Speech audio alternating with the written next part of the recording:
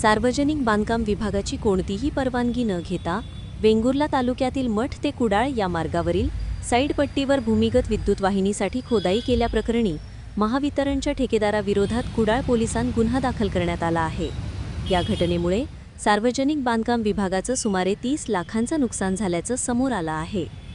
मिळालेल्या माहितीनुसार 31 मे 2025 ते 3 जुलै 2025 या कालावधीत ठेकेदार भीमराव घाटोळे यांनी जेसीबीच्या सहाय्याने मठ ते कुडाळ मार्गावर साईडपट्टीची खोदाई केली। ही खोदाई करताना सार्वजनिक बांधकाम विभागाची कोणतीही पूर्व परवानगी घेण्यात आली नव्हती। खोदाईनंतर साईडपट्टी बुजवण्याच्या सूचना देऊनही ती तशीच ठेवल्याने रस्त्याचं मोठं नुकसान झालं आहे। या प्रकरणी कुडाळ सार्वजनिक बांधकाम विभागाचे कनिष्ठ अभियंता यांनी कुडाळ पोलिसांत तक्रार दाखल केली आहे। त्यानुसार ठेकेदार भीमराव घाटोळे यांच्या विरोधात गुन्हा नोंदवण्यात आला असून पोलीस पुढील तपास करत आहेत।